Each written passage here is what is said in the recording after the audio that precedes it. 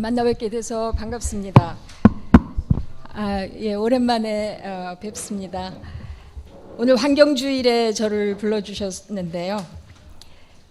그 6월의 달력을 보게 되면 이 전통과 현대가 우리 시간 안에 공존하고 있음을 잘 느끼게 됩니다. 이 전통적인 농경사회 음력 리듬을 따라서 6월에 망종도 있고 단오도 있고 하지도 있습니다. 그렇지만 우리 현대 산업사회의 어두운 그림자인 이 자연의 신음소리를 경청하자고 호소하는 날들도 있습니다. 6월 5일이 세계 환경의 날이고요. 17일은 세계 사막화 방지의 날입니다. 또 6월에는 우리 역사의 크나큰 아픔이자 그늘인 6.25도 있습니다. 20세기 1, 2차 세계대전 이후에 서구 사회는 이 전후 복구에 이어서 큰 경제 성장을 일으켰습니다. 그렇지만 예견할 수 없었던 성장의 반작용 때문에 이 큰 문제들이 점차 드러나게 됐습니다. 이 환경을 도외시한 개발과 무한한 성장 욕구 때문에 오존층이 파괴되고 하천이 오염되고 산림이 파괴되고 땅의 사막화가 진행됐습니다.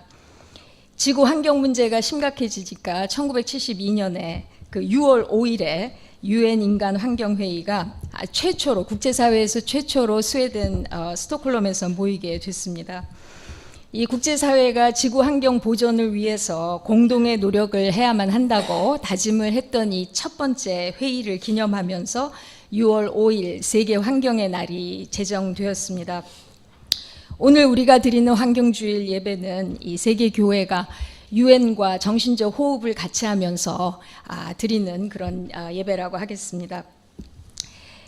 아시다시피 유엔은 1992년에 브라질 리우회의 정상회의에서 기후변화 협약을 체결했습니다. 우리 그 이후에 맨날은 아닙니다만 우리 언론에 COP 많이 이제 그 신문에 많이 나오는 그 용어를 기억하실 겁니다. 이게 이제 기후변화 협약을 체결한 당사국들의 총회지요. 그래서 매해 지금 수십 년간 이 COP 기후 정상회의가 개최되는 것을 우리는 언론을 통해서 알고 있습니다. 각국 정부가 참여하는 유엔과 국제사회가 이 기후변화 협약, 또 생물 다양성 협약, 사막화 방지 협약 뭐 이런 것들을 하면서 많은 노력을 경주하고 있다는 사실이 우리의 언론에도 늘 소개되어 왔던 것만큼 이 최근 몇 년간 아니죠 이제 꽤 됐습니다만 이 첨예화되고 있는 환경 위기랑 또 기후 비상사태 이런 현실에 대해서 우리는 어리둥절하지 않을 수가 없습니다. 지구의 파국을 막으려면 1.5도 마지노선을 지켜야 되는데 이대로 가면 지구 기온이 2040년경에 1.5도 이상 오를 거라고 과학자들이 말하고 있어요. 그래서 이 파국적인 상황을 막기 위해서는 2030년까지 기존 탄소 배출의 절반을 줄여야 합니다. 이 정부도 2050 탄소 중립 유엔의 회원국가로서 계속 이야기하고 있는데 지금 계속 그 과학자들의 그 연구 결과에 의존해서 우리 사회의 청년들이 주동이 된 이 기후정의 운동에서는 이 2040년까지 해야 된다 이제 이런 얘기들을 하고 있습니다. 그렇지만 화석연료에 의존하는 에너지 이 기업들 재벌들은 이제 대대적인 국제 로비를 벌입니다. 뭐 중동 국가들은 더 말할 나위가 없죠. 그래서 매해 열리는 당사국 총회는 지구촌의 기후 비상 사태를 극복하기에는 턱없이 부족했다, 너무나 안타깝다 이런 평가를 물론 좋은 성과들도 있습니다만 전체적으로 너무 미흡하다 이런 평가를 받고는 합니다. 세계교회협의회는 WCC는 COP 회의에 늘 이제 계속 참여를 하면서 그 격려도 하고 하다가 이제 끝나면 이 미흡한 결의에 대해서 경종을 울리는 성명을 발표해 왔습니다. 지금 세계교회협의회는 지구촌의 그 생태적인 메타노이아를 호소하고 있습니다. 우리 그 헬라어 메타노이아는 우리 마음의 회심, 또 라이프스타일의 전환, 그리고 우리 사회의 정의로운 전환을 다 포함하는 용어라고 볼 수 있습니다. 예수님의 공생의 첫 외침은 회개하라였습니다. 지금 인류가 겪는 전대미문의 기후위기, 환경 파괴, 생물 멸종의 위기는 궁극적으로는 정신적 위기고 영성적 위기고 도덕적 위기입니다. 이 WCC는 지금 더 이상 국가만 믿으면서 손 놓고 가만히 있지 말고 전 세계 교회들, 기독교 기관들, 또 신앙의 공동체들이 창조주 하나님 앞에 책임을 지니고 지역과 국가와 세계 어디에 본인의 삶의 자리가 놓여 있든지 간에 각자가 선 자리에서 변화의 리더십을 발휘해달라고 호소하고 있습니다. 어떻게 하다가 세상이 이 지경이 됐을까요? 지난 수십 년간 공해, 미세먼지, 환경오염 이런 경계의 알람이 지구촌 여기저기에서 지속적으로 울려왔습니다. 산불, 가뭄, 폭염 이런 이상기후로 신음소리가 점차 커졌습니다. 그래도 우리 일반 시민들은 정부가 있고 과학과 기상의 전문가들도 있고 기업 윤리라는 것도 있고 유엔도 있고 또 국내외 환경 관련 기구들도 있으니까 세상이 그래도 상식적으로 돌아가리라 이렇게 믿고 왔던 것 같습니다. 그렇기 때문에 굳이 나까지 이 문제를 내 문제로 삼고 관심 갖고 해야 될까? 이제 이렇게 방임하면서 우리 개인의 일상을 살아온 것 같습니다. 사회의 세상의 존속 자체에 결정적으로 중요한 사항이라면 국내외 책임적 자리에 있는 리더들이 해결하겠지. 그렇게 믿었던 것 같습니다. 저는 좀 그랬던 것 같아요. 제가 신약학이 전공이라 저는 텍스트 붙잡고 연구하면 되는 사람이거든요. 근데 그런 만큼 이 믿는 도끼에 발등 찍히는 이 충격을 감출 수가 없습니다. 어느 과학자는 몇 년 전에 우리 인류에게 지금 당장 온난화를 멈추게 할 수 있는 기술적 역량과 정치적 역량이 없다고 지적을 했습니다. 이 지적도 충격적이지 않을 수가 없습니다. 나노과학, 유전자 복제, 핵물리학, 우주탐험, 인공지능, 무소불위의 지능을 과시하는 과학기술의 시대에 정작 가장 기본적으로 건강하게 살아갈 수 있는 이 인류의 생존에 가장 필요한 기술적 역량을 개발하지 못했다는 그런 이야기는 참 묘한 기분을 자아냅니다. 요즘 이 기후위기를 극복할 기술로 각광을 받고 있는 탄소 포집 활용 저장 기술, CCUS라고 언론에도 나오는데요.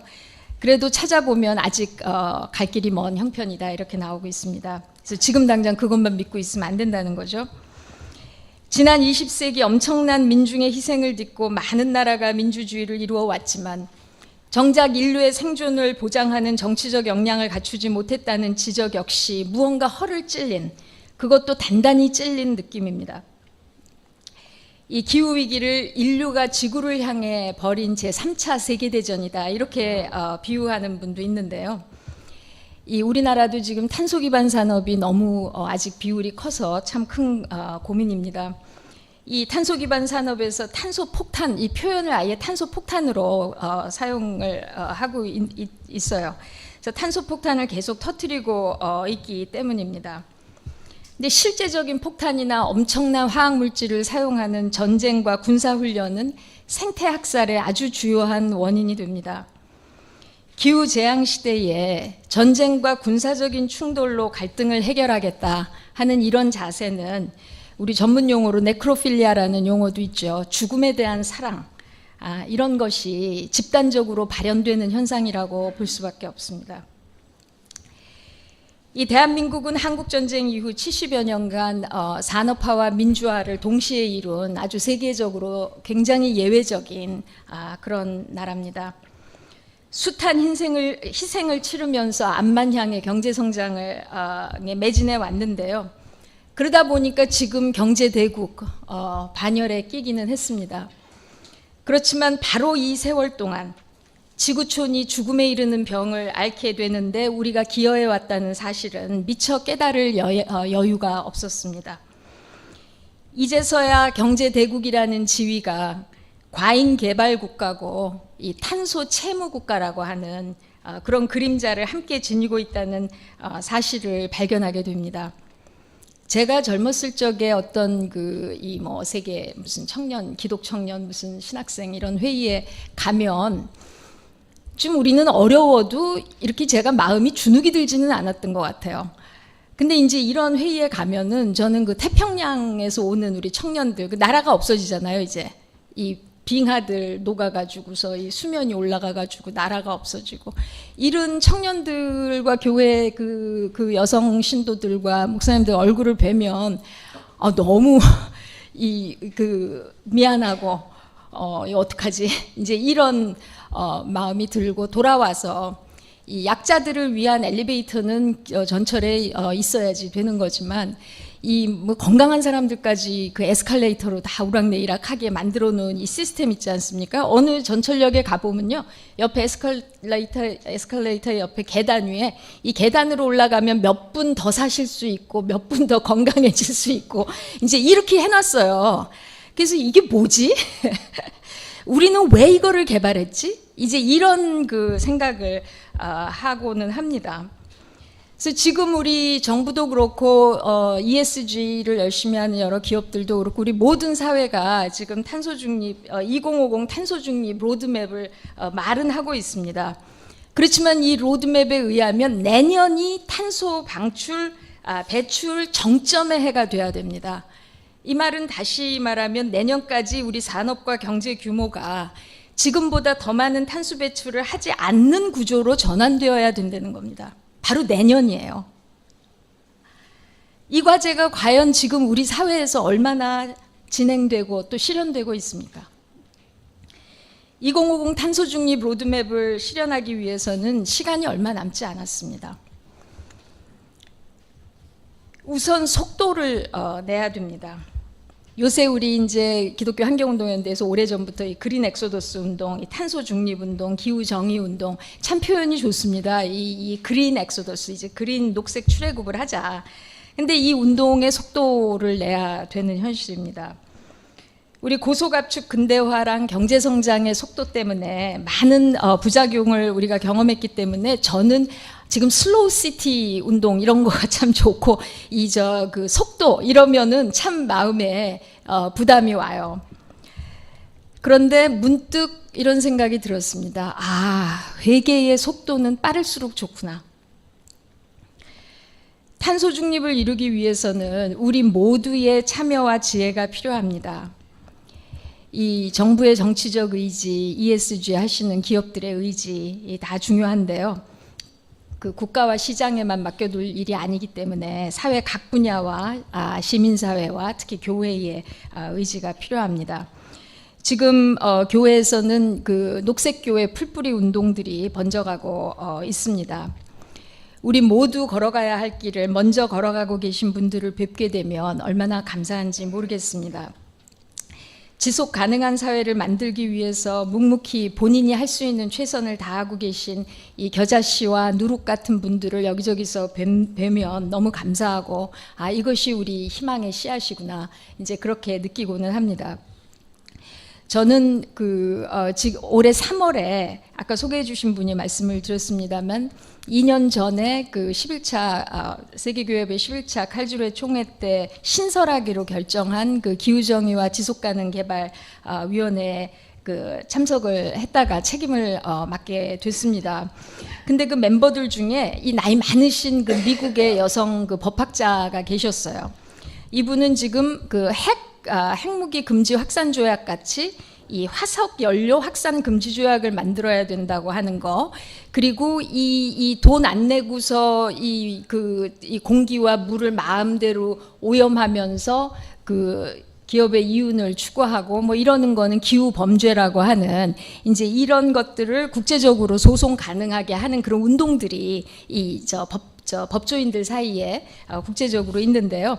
이제 그런 운동을 열심히 하시는 분이셨어요. 근데 이분이 굉장히 간절한 기도를 하시면서 열정적인 할머니셨는데 그러시더라고요. 인류의 3분의 1인 그리스도인들이 매해 창조절이 시작되는 날 자기 나라 정부 청사 앞에 모여서 올바른 탄소 중립 정책을 수립하고 실천하라고 촉구하는 모습을 정말 보고 싶다 이런 얘기를 하시더라고요. 그래서 하나의 비유였겠습니다마는 이 선생님은 우리 그리스도인들의 수잔이라는 선생님인데요. 이분은 이 그리스도인의 이 신앙의 저력을 세상을 변화시킬 수 있는 세상의 이 저력을 굳게 믿고 계시는구나 이제 그런 그 감동을 느끼기도 했습니다. 올해 통계에 의하면 81억 인류 중에 26억이 기독교인들입니다. 그리고 기독교인들은 사회 각 분야에 자리 잡고 있습니다. 이 수잔 법학자의 꿈대로 지구촌의 모든 그리스도인들이 창조주 하나님의 녹색 의병이 돼서 각자의 분야에서 최선의 이 시나리오가 실행될 수 있는데 관심을 가지고 기도하고 이렇게 한다면 정말 세상을 살리는 빛과 소금의 역할을 우리 모두가 함께 할 수 있지 않나 싶습니다. 그렇지만 꿈과 현실의 격차는 참 큽니다. 지금 일반적으로 교회에 열심히 다닐수록 그 이제 환경 문제나 사회 정의에 무관심한 교인들이 우리 한국 교회에는 많이 있다는 그런 통계가 나와 있는 것도 우리의 현실이기도 합니다. 지금 고인이 되신 또 이 겨자씨와 누룩 같은 제가 잊을 수 없는 어른이 계세요. 엘리아스 아브라미데스라는 어른이신데 저 남미의 아르헨티나의 동방정교회를 대표해서 이 WCC 활동을 하신 교인이세요. 이분이 1992년부터 그 리우 회의 때부터 매해 이 기후 정상회의에 WCC 대표단 활동을 돌아가실 때까지 계속 했던 분입니다. 연로하시고 다리도 불편하신데 어떻게 이렇게 열정적으로 헌신을 하시는지 제가 한번 여쭤봤어요. 무슨 힘으로 그렇게 일하세요? 그랬더니 그러시는 거예요. 현주 제 이름을 부르시면서 사랑하면 힘들지 않아 그러시는 거예요. 이 어른께서 사랑하면 힘들지 않아. 그리고는 앞서 걸어가신 선배들 생각을 늘 하신다는 거예요. 이 시대마다 그 각기 역사적인 도전이 성격은 다르지만 다 있는 법인데요. 그 앞선 시대의 역사적 도전 앞에서 최선을 다했던 그 구름같이 많은 증인들을 생각하시는 것 같았습니다. 그 열정으로 이제 후배들과 후손들에게 물려줄 지구를 위해서 그 헌신하시는, 돌아가실 때까지 헌신하신 그 본인의 열정을 이 선배들을 기억하는 데서 얻으신다고 보였습니다. 생텍쥐베리가 이런 말을 했대요. 너희는 땅을 조상에게서 물려받은 것이 아니라 자손에게서 빌린 것이다. 그러니까 이런 어른들은 이 생텍쥐베리의 이런 말에 정말 깊이 공감을 하면서 헌신적으로 하나님 앞에서 살아가셨구나 하는 생각을 하게 됩니다. 우리나라도 굉장히 지금 기후변화 때문에 시달립니다만 그래도 상대적으로 날씨가 좀 고른 편이에요, 아직. 그래서 이 기후위기 심각성을 피부로 아직 실감하지 못하는 분들도 많이 계신데요. 이제는 더 이상 불난집, 불구경할 듯 할 때가 아닙니다. 이미 우리 자녀 세대에 지구의 건강한 미래를 보장할 수 없는 전대미문의 상황에 대한 예측을 계속 우리 듣고 있습니다. 그래서 이런 미래를 예감하고 기후소송 행동을 벌이는 우리 청소년들도 있지만 그냥 막연하게 무기력하게 우울증에 빠져있는 청소년들과 청년들도 많습니다.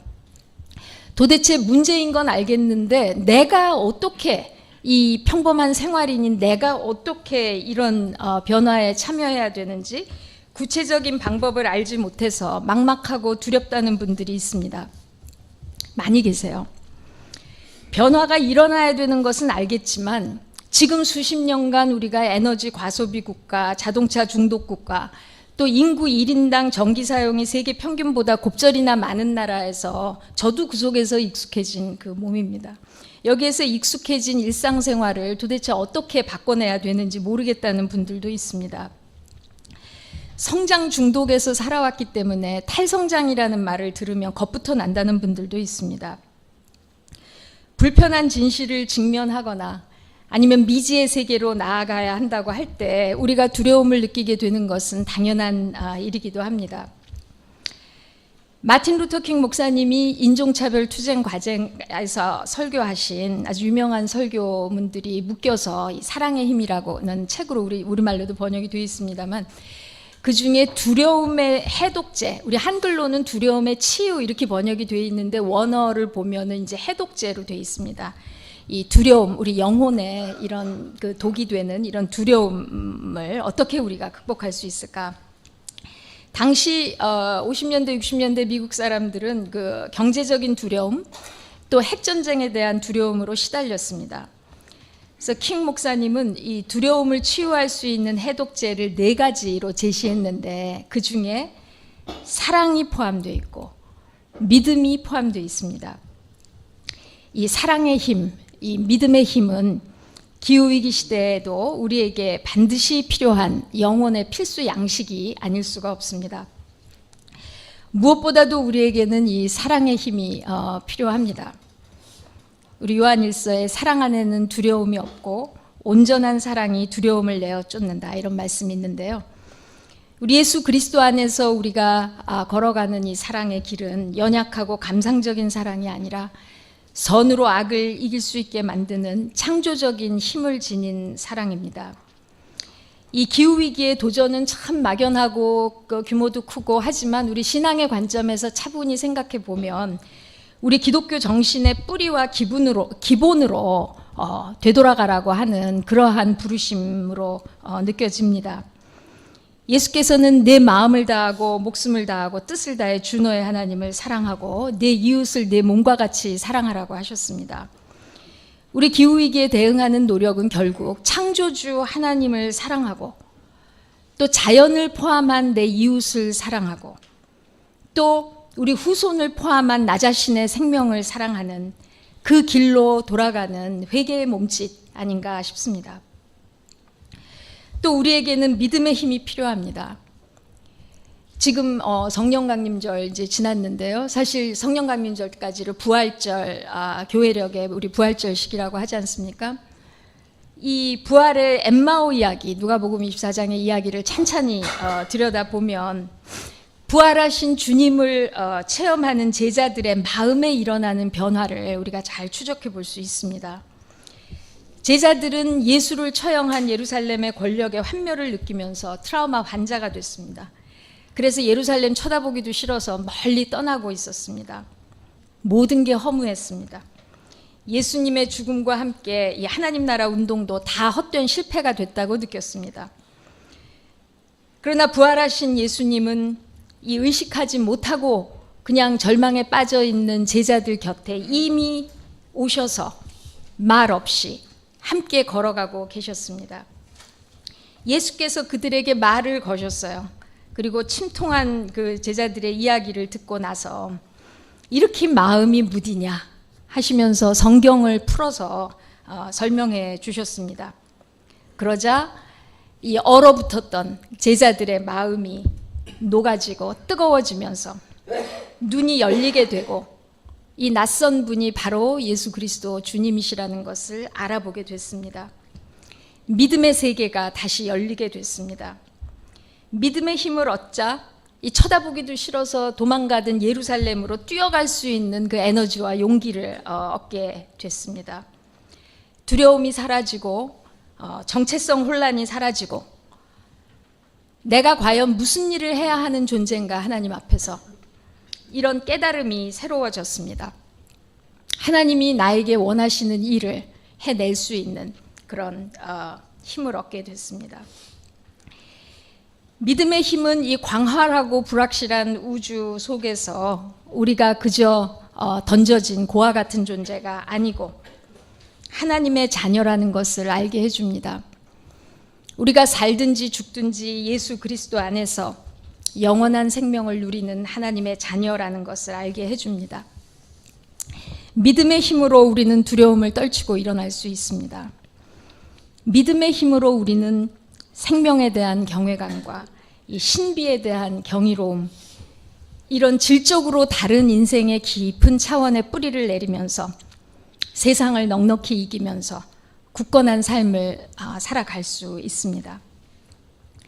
이런 사랑의 힘과 믿음의 힘의 토대를 가지고 우리는 존재의 기쁨을 터득해 나가야 됩니다. 전력 소모, 기름 소모, 가스 소모, 소비 규모를 대폭 줄이고서는 불편해서 도대체 어떻게 살아가느냐, 이런 항변을 하시는 분들도 있습니다. 하지만 잘 생각해 보면 불편한 게 불행한 게 아닙니다. 다른 겁니다.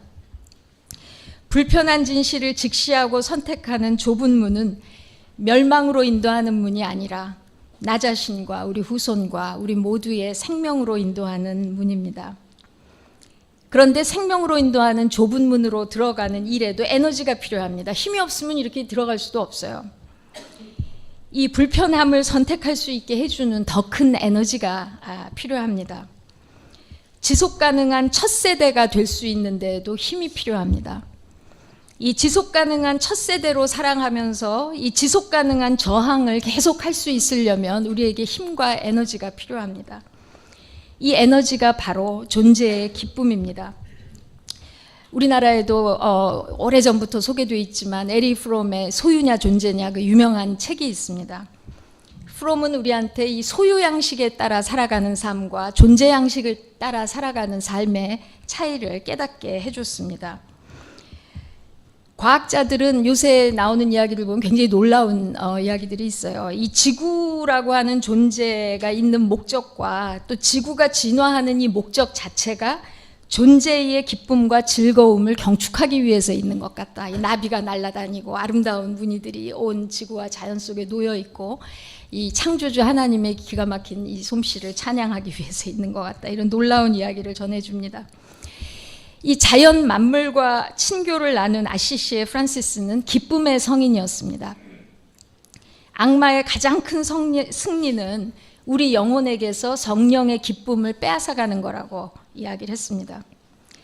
이 예수께서는 사람의 생명이 소유의 넉넉함에 있지 않다는 지혜를 가르쳐 주셨는데요. 일용할 양식은 우리가 늘 구해야 되지만 이 소유와 하나님과 만몬을 함께 섬길 수 없다는 말씀을 분명히 해 주셨습니다.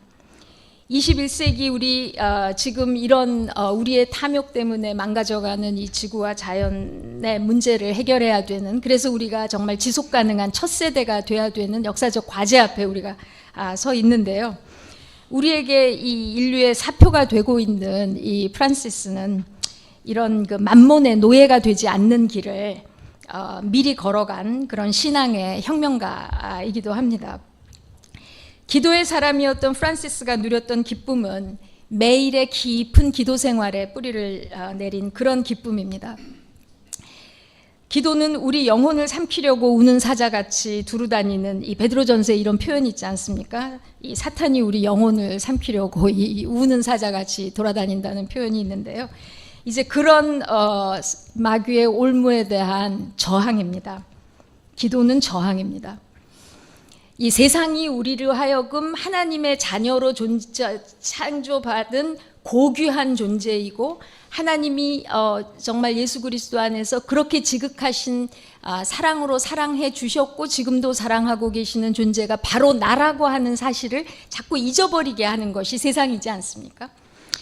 그래서 이 기도가 저항이라면 이 기도의 생활에서 우러나오는 기쁨의 영성, 또 이 존재의 기쁨은 우리가 함께 해야 하는 이 저항의 역량을 강화시켜주는 필수 불가결한 영혼의 양식이기도 합니다. 그러나 회개가 없이는 우리의 삶이 사랑과 믿음과 존재의 기쁨을 지향하는 그런 파라다임으로, 삶의 파라다임으로 바뀌기가 참 어렵습니다. 이 메타노이아는 아까도 말씀드렸습니다만 여러 차원에서 방향을 바꾼다는 의미도 있고 더 큰 마음으로 들어간다는 의미도 있습니다. 자기를 비우고 사람이 되신 예수 그리스도를 본받는 예수 그리스도의 마음으로 들어가는 것이, 그것이 메타노이아이기도 합니다.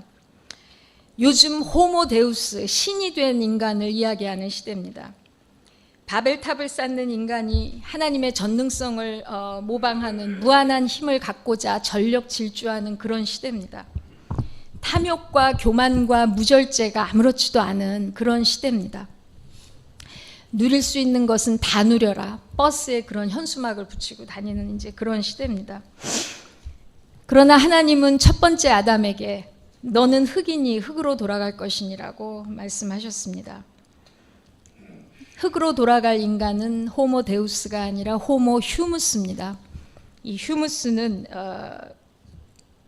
이제 영어 그 휴밀리티, 겸손을 뜻하는 이제 그런 단어, 또 인간, 휴먼 이런 것의 어원이 되는 라틴어이기도 합니다. 어느 기도의 대가가 하신 말씀입니다. 겸손은 땅과 같은 것입니다. 땅은 항상 거기 있고 그래서 늘 그러려니 하고 생각돼서 아무도 기억하지 않습니다. 항상 모든 사람이 그 위를 밟고 지나가고 우리가 원하지 않는 쓰레기를 모두 갖다 버립니다.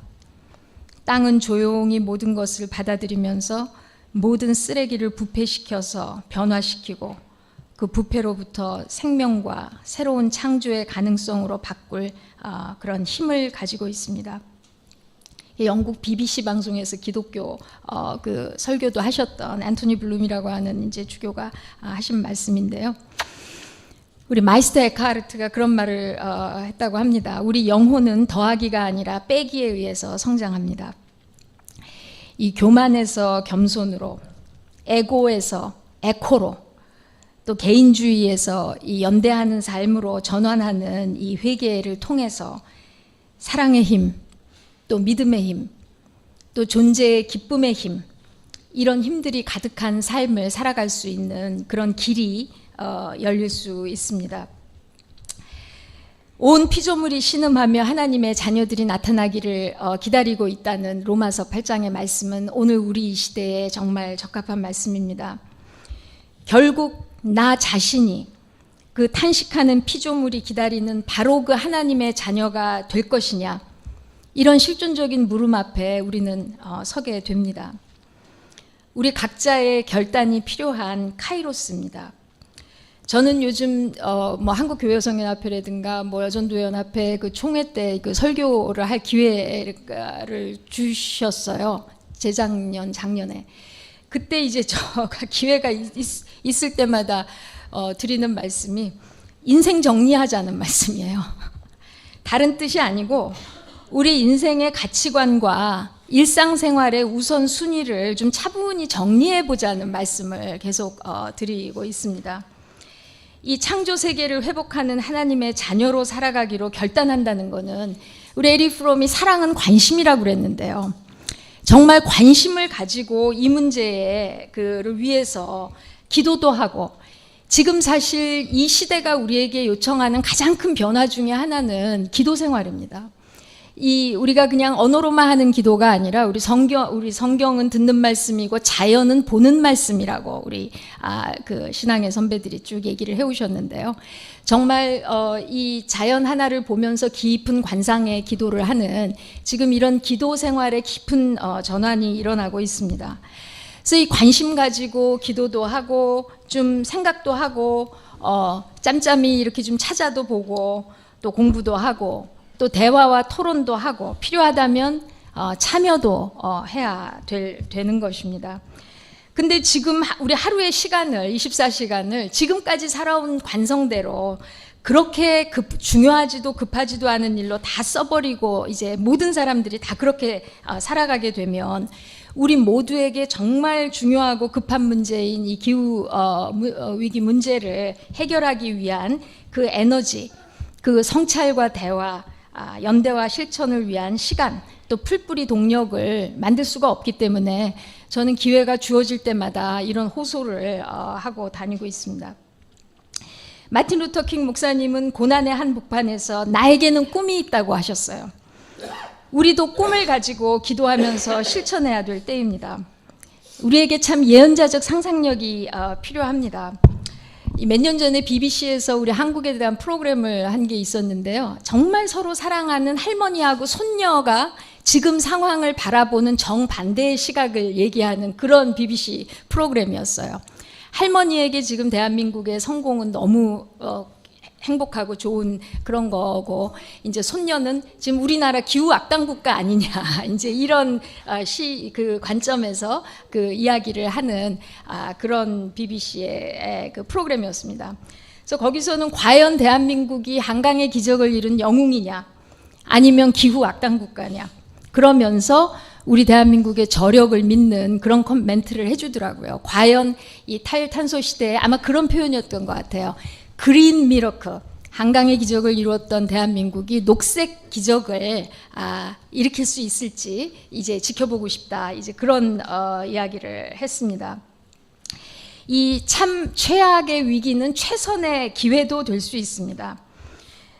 이 지속 가능하지 않게 사는 삶을 뒤로 하고 지속 가능하게 사는 법을 터득하는 첫 번째 세대를 출산하는 기회, 그리고 정의로운 전환을 통해서 새로운 문명의 토대를 놓을 수 있는 그런 기회가 될 수도 있습니다.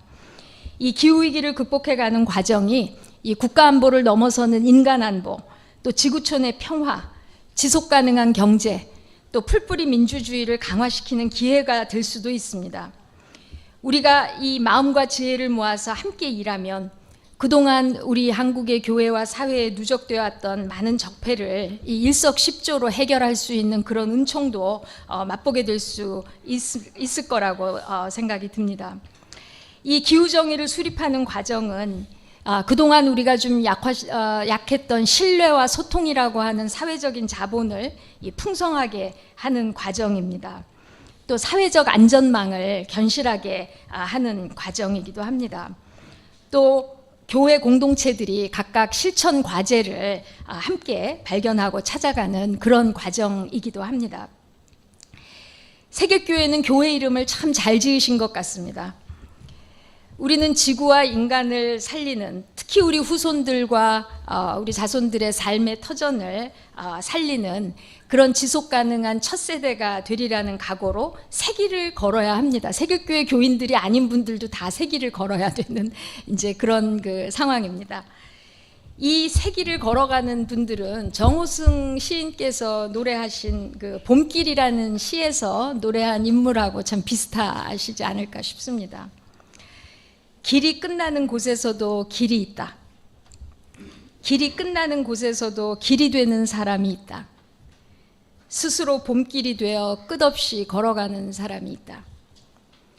강물은 흐르다가 멈추고 새들은 날아가 돌아오지 않고 하늘과 땅 사이의 모든 꽃잎은 흩어져도 보라, 사랑이 끝난 곳에서도 사랑으로 남아있는 사람이 있다. 스스로 사랑이 되어 한없이 봄길을 걸어가는 사람이 있다. 예수님 모습도 생각이 납니다. 이 말씀을 마치겠습니다. 오늘 본문 말씀 같이 이 세대를 본받지 않고 마음을 새롭게 해야 할 때입니다. 새로운 마음으로 새 길, 새로운 길을 걸어가실 때 예수 그리스도 안에서 하나님의 새로운 창조에 참여하는 기쁨과 보람이 가득하실 수 있기를 기원합니다. 아울러 우리가 이 기후위기 시대 탄소 중립을 통해서 창조 세계를 회복하고자 함께 일하는 그런 노력의 그 과정 속에 우리의 사랑이 회복되는 기쁨, 또 생명을 살리는 기쁨, 또 미처 얘기하지 못했던 풍성한 그런 생명의 기쁨을 하나님께서 선물로 우리 모두에게 주시기를 기원합니다. 함께 기도하시겠습니다. 아름다운 세상을 지으신 창조주 하나님, 세길교회 공동체를 지금까지 인도해 주신 사랑의 섭리에 감사드립니다. 피조물의 신음소리가 커져가는 이 시대에 온 세상에 흩어져 있는 하나님의 백성이 깨어 일어나 지혜와 힘을 합하여 지속 가능한 세상을 열어갈 수 있도록 인도하여 주시옵소서. 새로운 마음으로 새로운 창조에 참여하고자 할 때 성도의 교제로, 사랑의 코이노니아로 힘과 기쁨을 얻게 하시고 주님 주시는 풍성한 생명과 세상이 줄 수 없는 평화로 축복받게 하옵소서. 주 예수 그리스도의 이름으로 기도하였습니다. 아멘.